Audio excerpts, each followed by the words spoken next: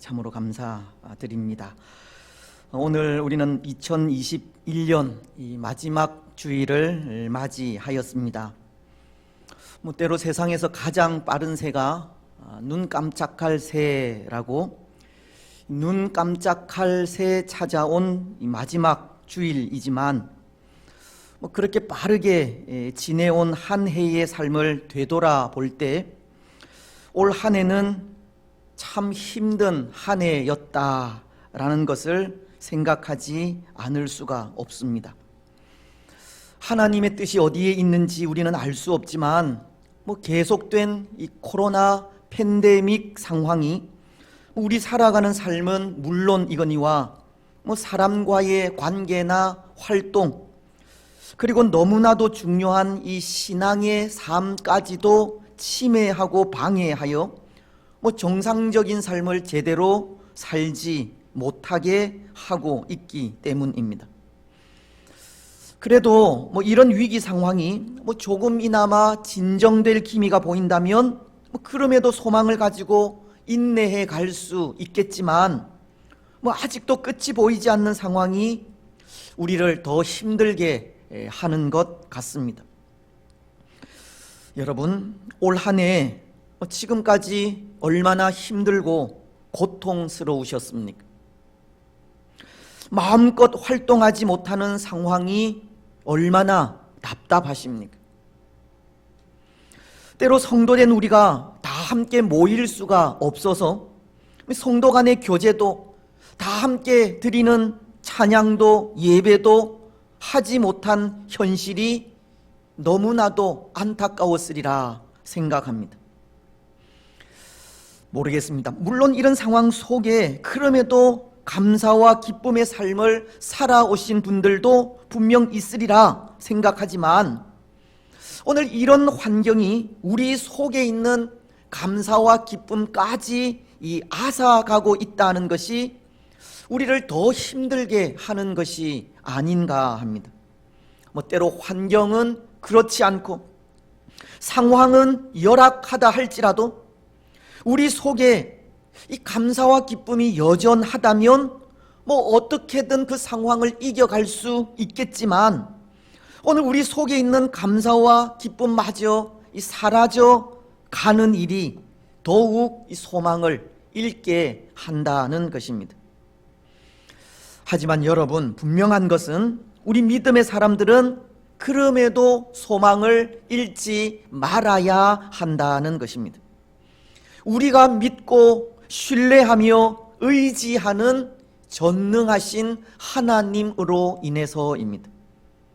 이 땅 위에 참된 평화와 구원과 기쁨을 주시기 위해 아기의 몸으로 오신 예수 그리스도로 인해서입니다.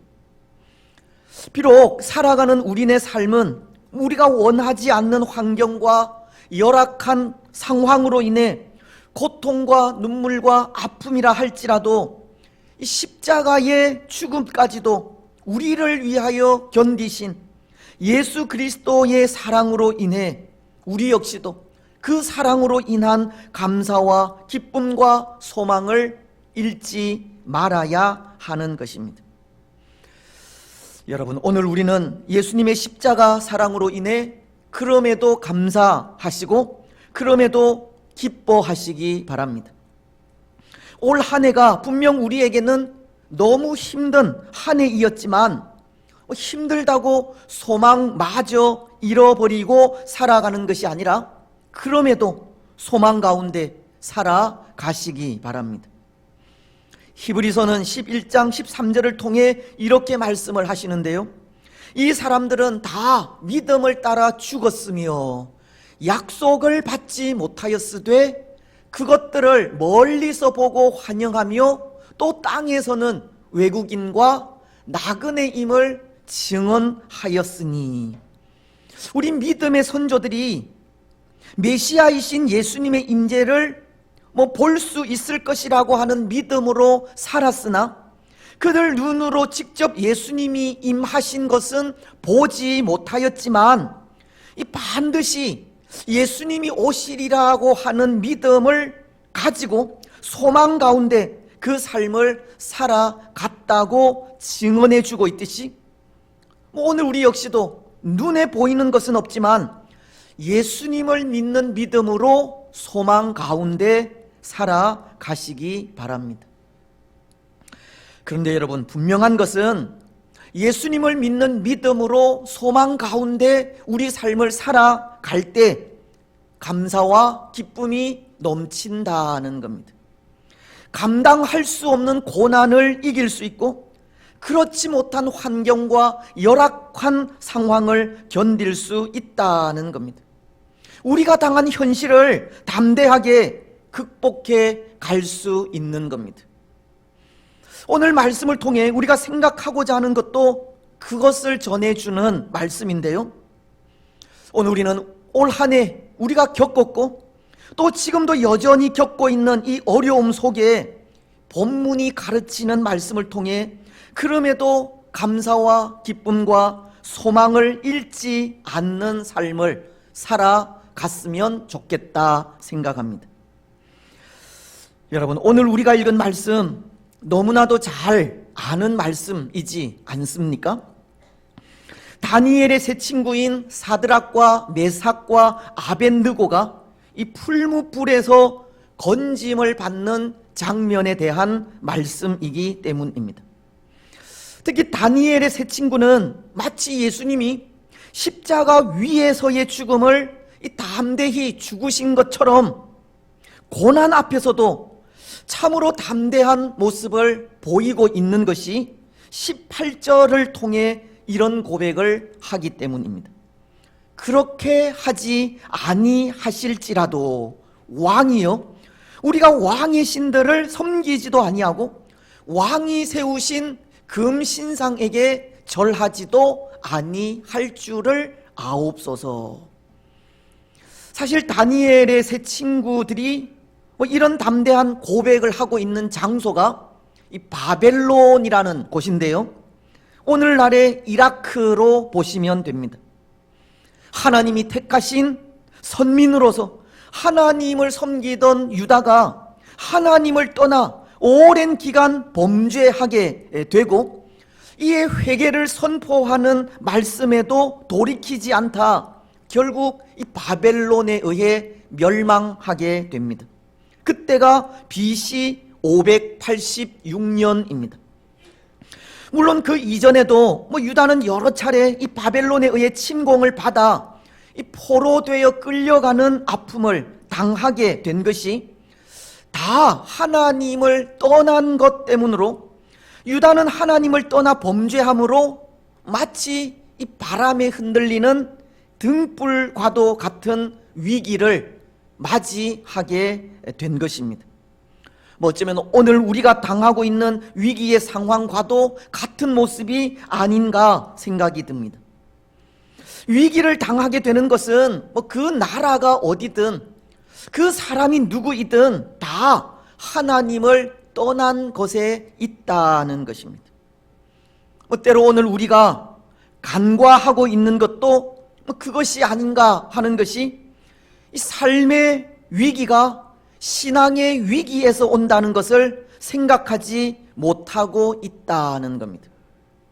삶의 위기를 당할 때 우리 신앙의 자리가 어디쯤 있는지 돌아보고 있지 않다는 겁니다. 삶의 위기는 분명 신앙의 위기로부터 오는 것인데, 삶의 위기 속에 우리는 신앙의 위기를 느끼지 못하고 있고 그것이 더 큰 위기로 찾아오게 되는 겁니다. 여러분, 오늘 우리는 어떤 것 같습니까? 오늘 이 시대가 당한 위기에 우리의 신앙은 괜찮습니까?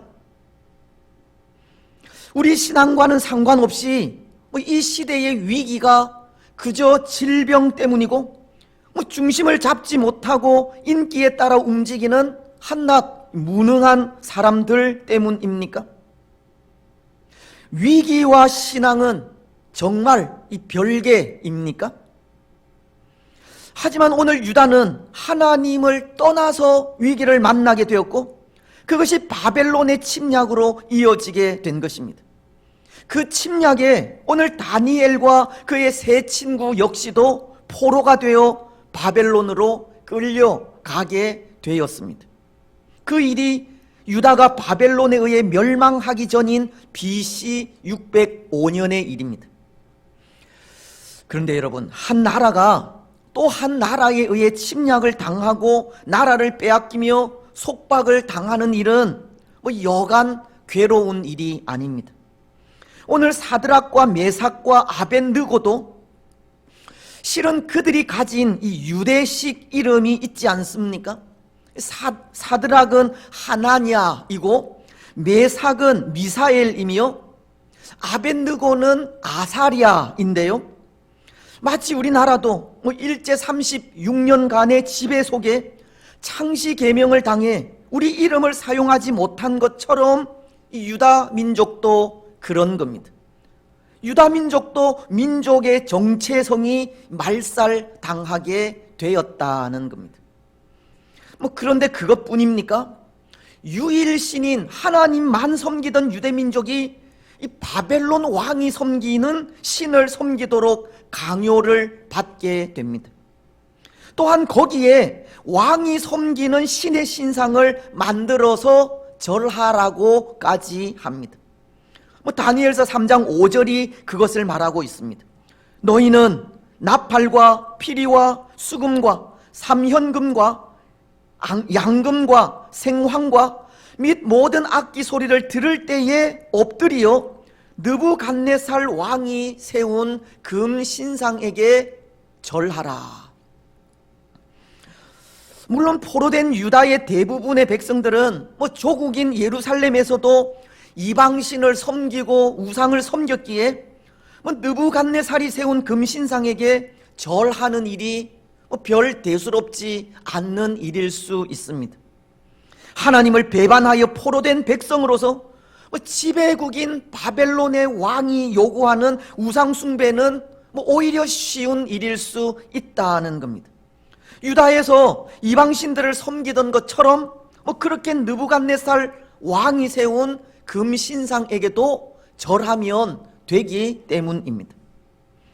하지만 이 다니엘과 세 친구들에게 있어서는 그 일이 결코 쉬운 일이 아닙니다.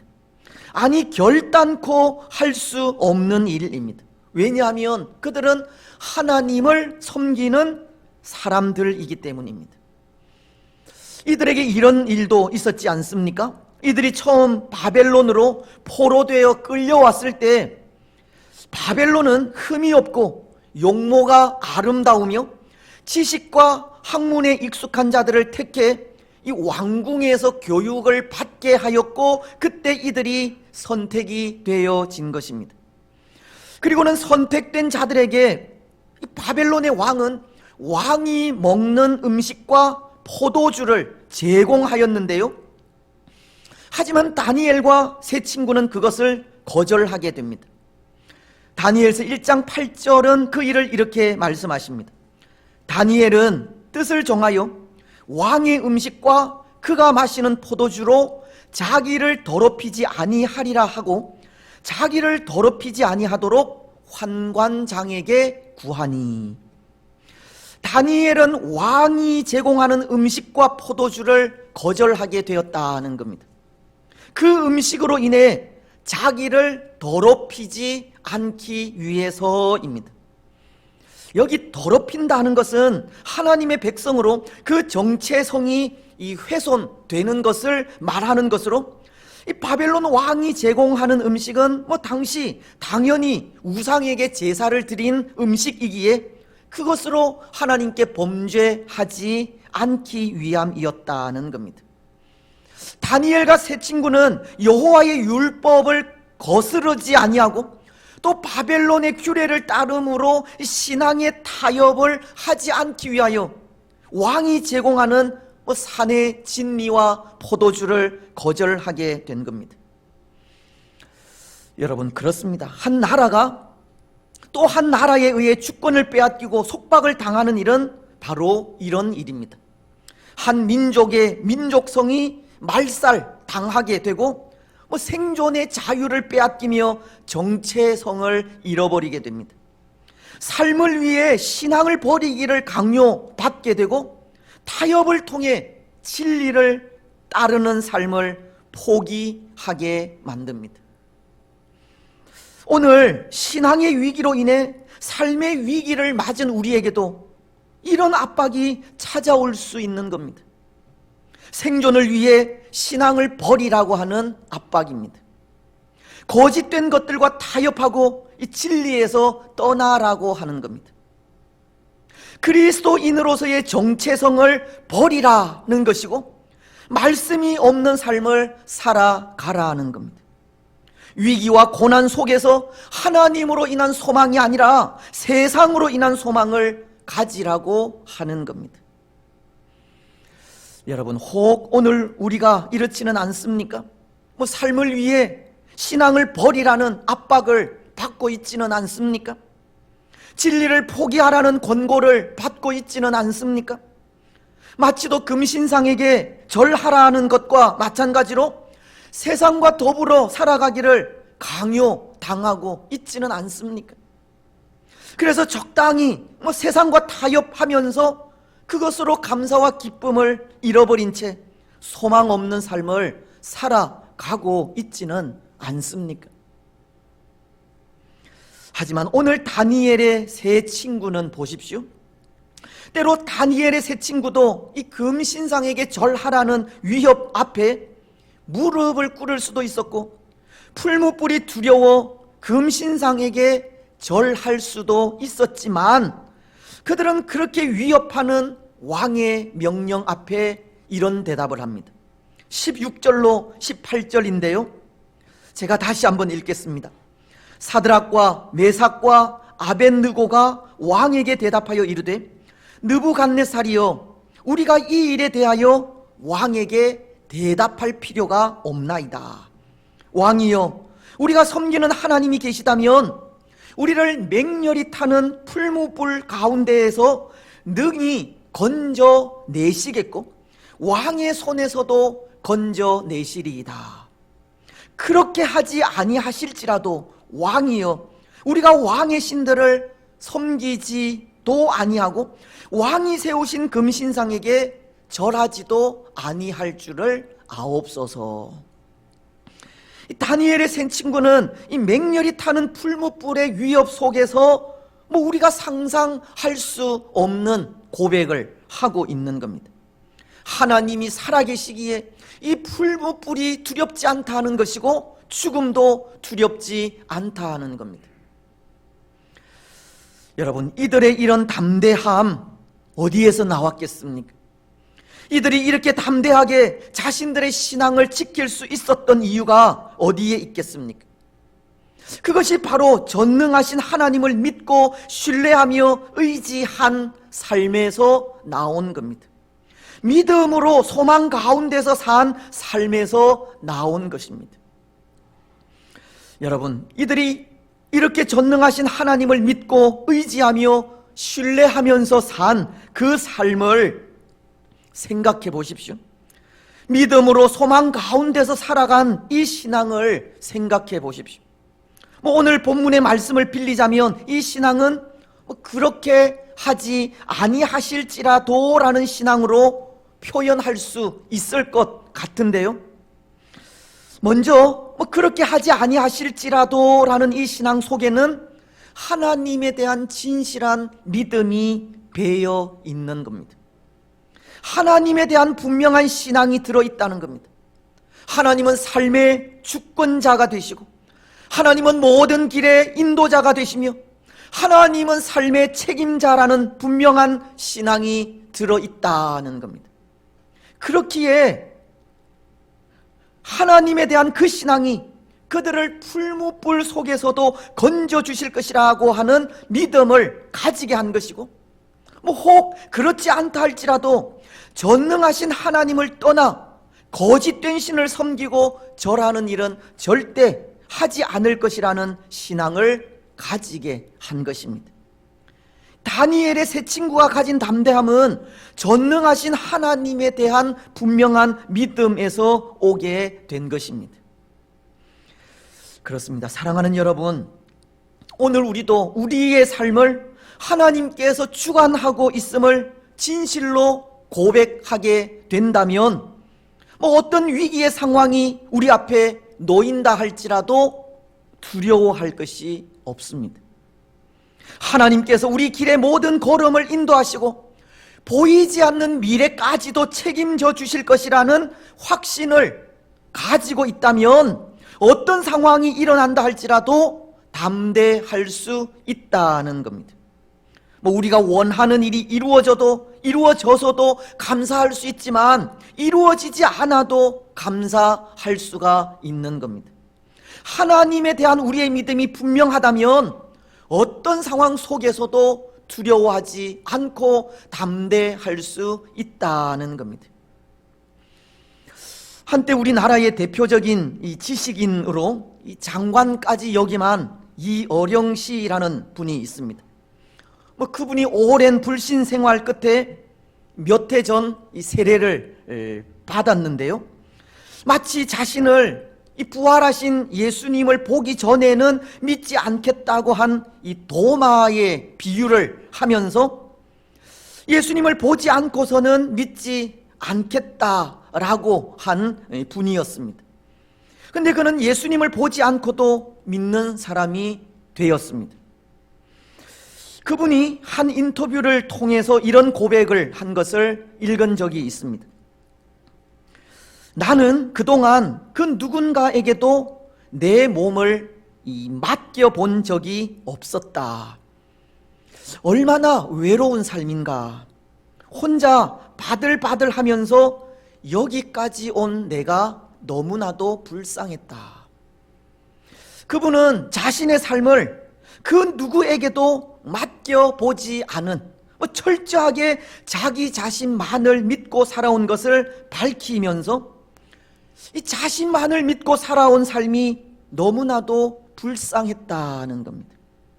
그리고는 예수님을 만나게 된 그 과정을 말하기를 변호사인 딸이 암에 걸렸고 손자도 시력 장애에 빠졌는데 그것을 신앙으로 극복한 것에 있다고 하면서 이런 말을 하였습니다. 비록 딸과 손자의 병 때문에 하나님을 알게 되었고 딸과 손자가 치료되는 기적을 통해 하나님의 능력을 경험하기도 했지만 그 기적 때문에 예수님을 믿게 된 것이 아니다. 예수님을 믿게 된 것은 예수님으로 인한 부활과 영원한 생명 때문이다.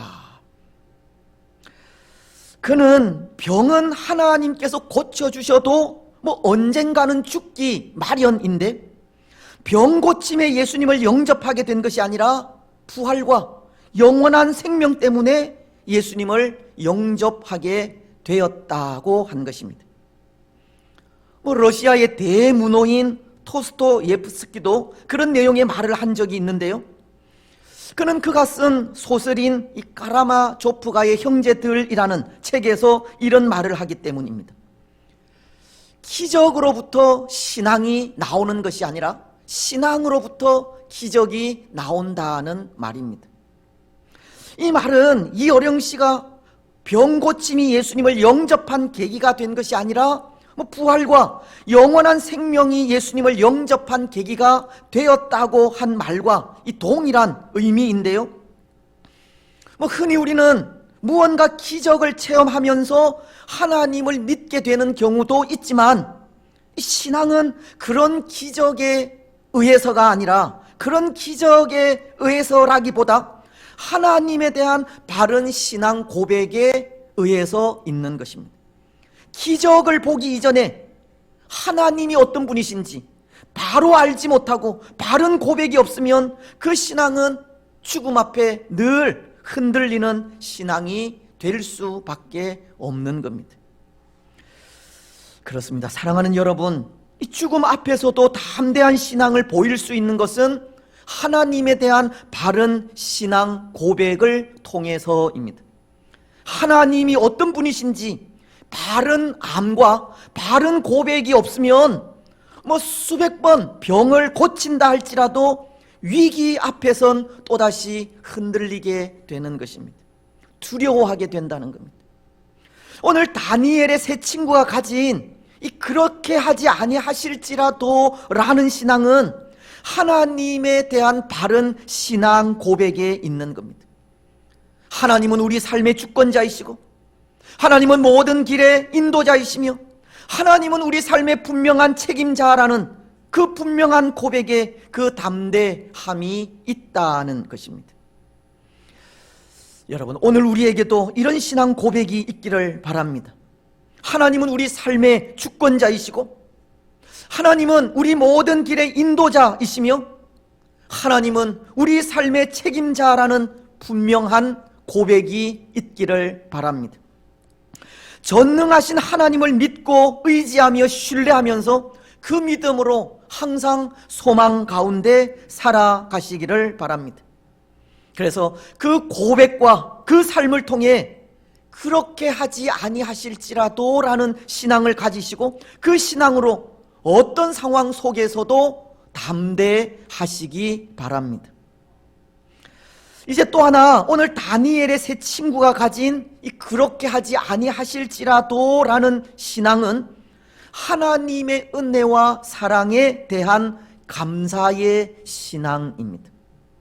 지금까지 베푸신 하나님의 은혜에 감사하고, 지금까지 받은 하나님의 사랑에 감사한다는 의미입니다. 여러분, 만약 다니엘의 세 친구가 그들에게 베푸신 하나님의 은혜와 사랑에 감사하는 마음이 없다면 감히 이런 고백을 할 수 있었겠습니까?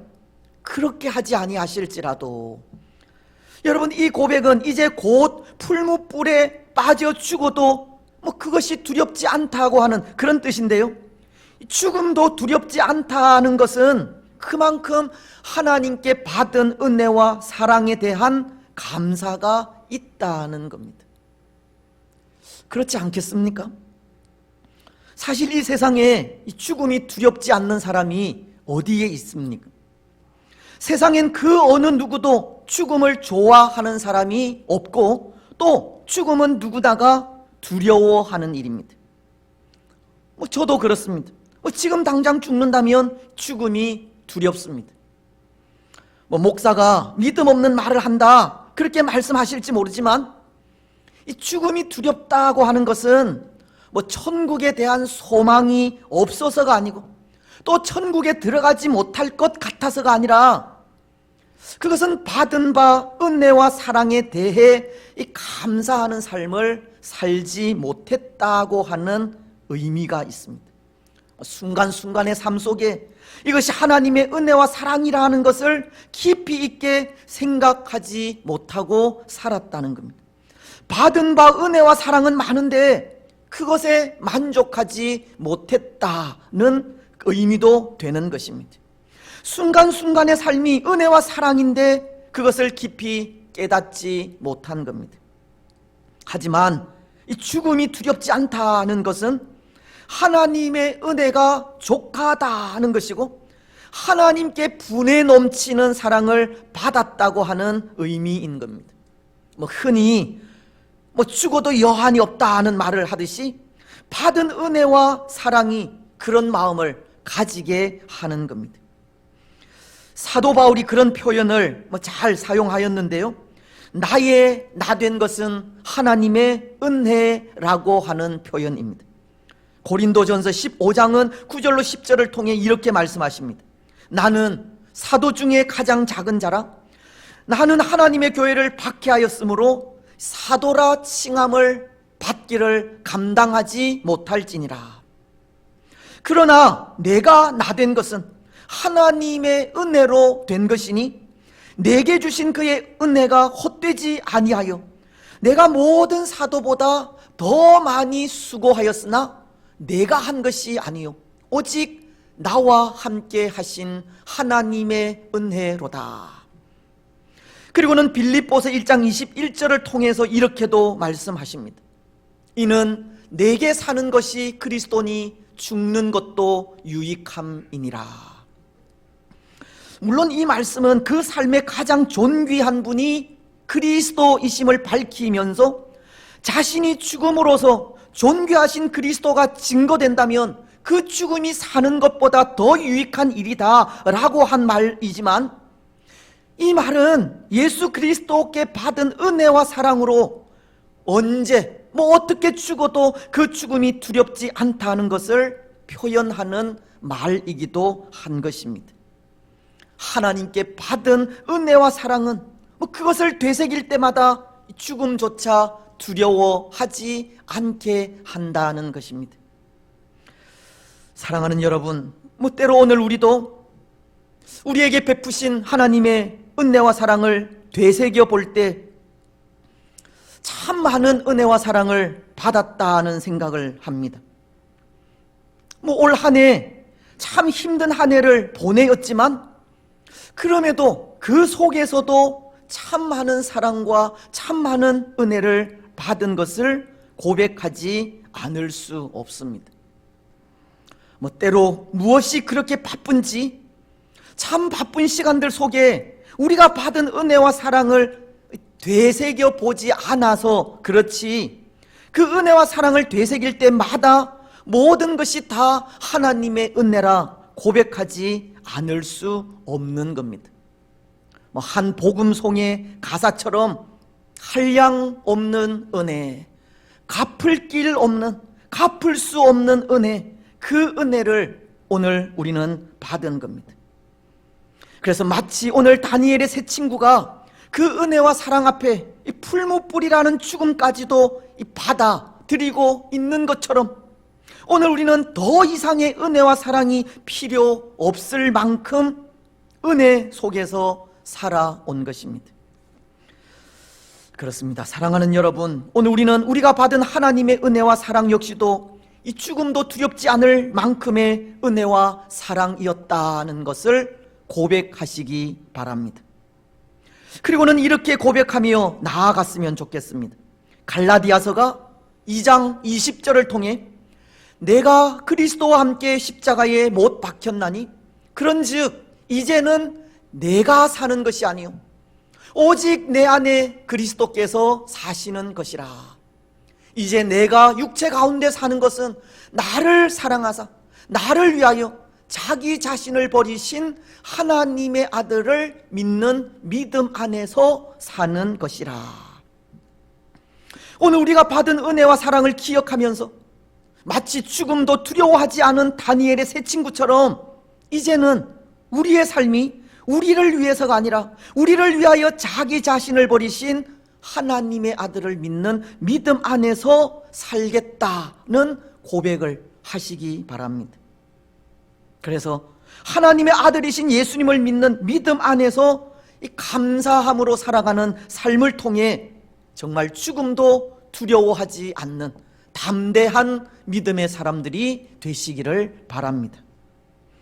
이제 말씀을 맺겠습니다. 사랑하는 여러분, 오늘 다니엘의 세 친구는 그렇게 하지 아니하실지라도 라는 신앙을 가졌습니다. 그 신앙은 하나님에 대한 분명한 믿음으로 하나님은 삶의 주권자가 되시고 하나님은 모든 길의 인도자가 되시며 하나님은 삶의 책임자라는 신앙이었습니다. 또 그 신앙은 지금까지 베푸신 하나님의 은혜와 사랑에 감사하는 신앙이었습니다. 바로 그 신앙이 죽음을 앞둔 그들을 두려워하지 않게 하였고 담대하게 하였으며 소망 가운데 살게 한 것입니다. 여러분, 올 한 해 참 힘든 한 해를 살아온 우리에게도 바로 이런 신앙의 고백이 필요합니다. 오늘 우리의 신앙도 이런 신앙이 되시기를 바랍니다. 그렇게 하지 아니하실지라도 라는 신앙을 가지시기 바랍니다. 하나님에 대한 분명한 믿음으로 하나님이 우리 삶의 주권자이시고 하나님이 우리 모든 길의 인도자이시며 하나님이 우리 삶의 책임자라는 분명한 고백으로 살아가시기 바랍니다.